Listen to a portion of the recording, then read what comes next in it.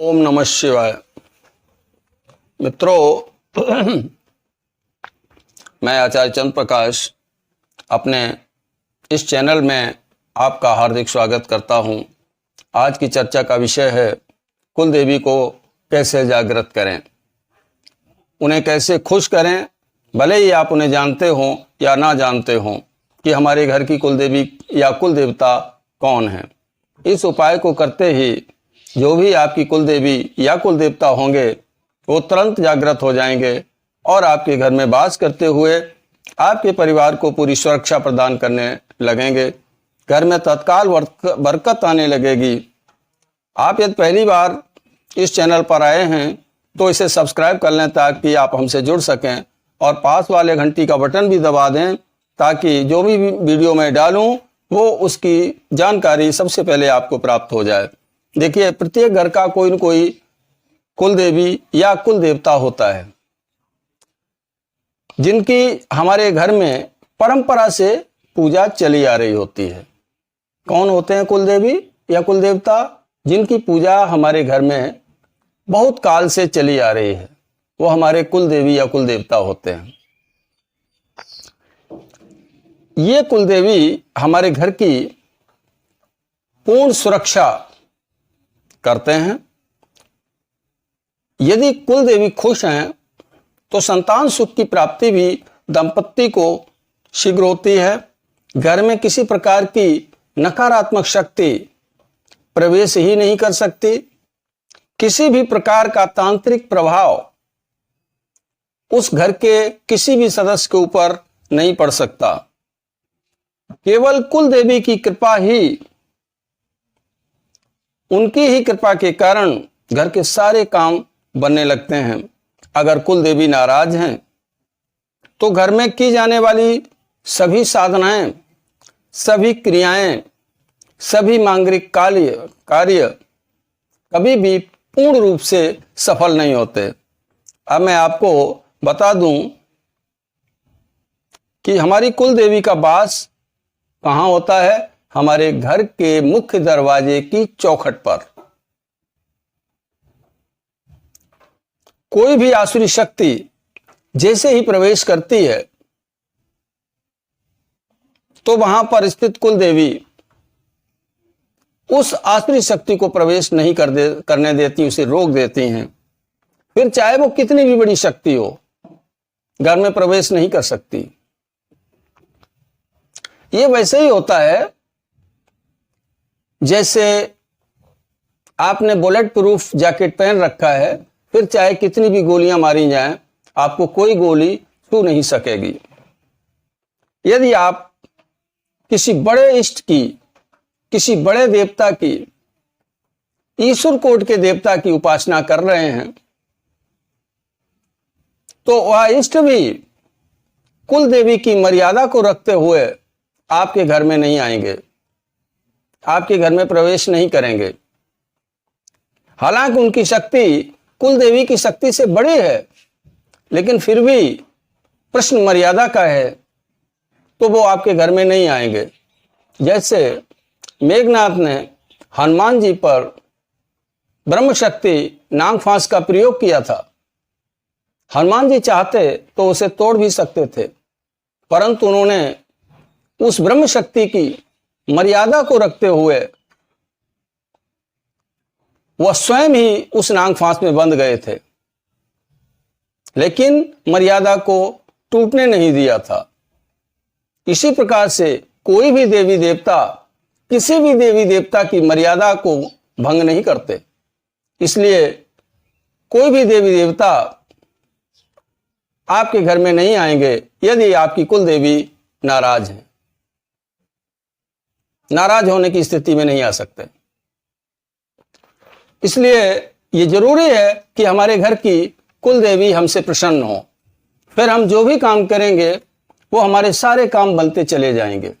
हमारी पूजा साधना उपासना सब कुछ सफल होता चला जाएगा। यदि वो नाराज हैं तो कुछ भी सफल नहीं होता है। हर जगह भटकना पड़ता है, हर जगह बाधाएं आती हैं, हर जगह समस्याएं पैदा होती हैं। अगर उन समस्याओं से निजात पाना है, छुटकारा पाना है, तो हमें चाहिए कि हम अपनी कुल देवी को खुश करें। अब मैं आपको उन्हें खुश करने का, उन्हें जागृत करने का एक छोटा सा उपाय, परंतु शक्तिशाली उपाय बताता हूं। इस उपाय को आपको करना है शाम के समय। शाम के समय उपाय को करना है। घर का मुखिया इस उपाय को करेगा। आगे आपके सामने प्रश्न हो सकता है कि अगर घर का मुखिया नहीं है फिर कौन करे? तो उसकी पत्नी करे। अगर पत्नी भी नहीं है तो उसका बड़ा पुत्र करे। कहने का भाव यह है कि जिसके हाथ में घर की बागडोर हो, जो घर की जिम्मेदारियों को संभालता हो, वही करेगा। यदि अन्य कोई व्यक्ति करेगा तो उस पूजा को कुल देवी स्वीकार नहीं करती हैं। इसलिए घर के बुजुर्ग को, घर के मुखिया को, या जिसकी जिम्मेदारी घर की है, जिस पर पूरी जिम्मेदारी है, वही इस उपाय को करेगा। शाम के वक्त ये पूजा संपन्न करनी है। इससे पहले आपको अपने पूजा घर पर, जहां आपने मंदिर बना रखा है, वहां पर भी एक छोटा सा स्थान निर्धारित करके कुल देवी की वहां स्थापना करनी है। एक रेशमी कपड़ा लेकर के वहां बिछा देना है।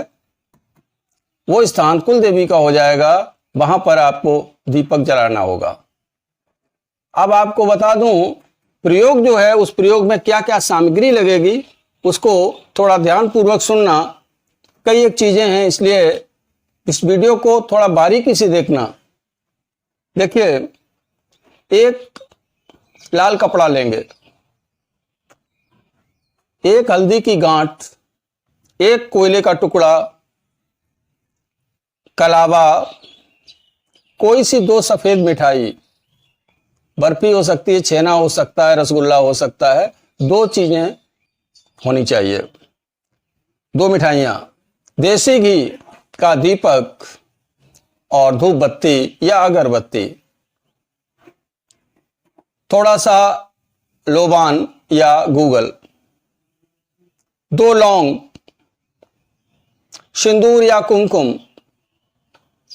बस इतनी चीजें आपको चाहिए। साथ में 11 रुपए की अरदास, यानी 11 रुपया नजर भेंट का भी चाहिए। इतनी चीजें आपको इकट्ठा करना है। वहां पर जाकर के आपका मुख घर के बाहर की तरफ रहेगा।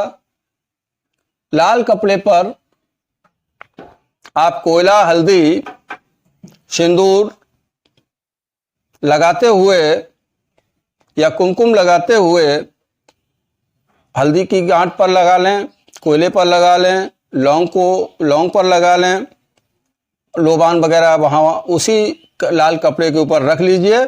रखने के बाद जो मिठाई आपकी 2 हैं उनमें से थोड़ा थोड़ा भी रख लीजिए। बहुत थोड़ा मिठाई का टुकड़ा रखना है। और साथ में वो 11 रुपए वाला प्रसाद भी, वो भेंट भी आपको उसी में रख लेनी है। और पोटली को कलावे से बांध लेना है। उस पोटली को हाथ में लेकर के अब आपको प्रार्थना करनी है।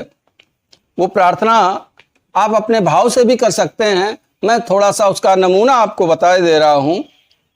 आप बोलेंगे, हे मेरे घर की कुल देवी, आप हम सब बालकों पर कृपा करना। हम सब अज्ञानी हैं, हमसे बड़ी गलतियां भी हुई हैं, पर आप माता हो, जगत माता हो, हमारे ऊपर कृपा करना, हमारी गलतियों को माफ करना। हम नहीं जानते कि हमारे घर की कुल देवी कौन है। आप जो भी हो, हमारे द्वारा दिए गए इस भोग प्रसाद को ग्रहण करके हम पर प्रसन्न होना, हमारे घर में वास करना और हमें स्वप्न के माध्यम से अपना परिचय देना कि आप कौन हो, जिससे हम जान सकें हमारे घर की कुल देवी कौन है। इतना कहने के बाद उस हाथ की पोटली जो हाथ में पकड़ी हुई है आपने, उस पोटली को बांध देना है कील की सहायता से चौखट के ऊपर।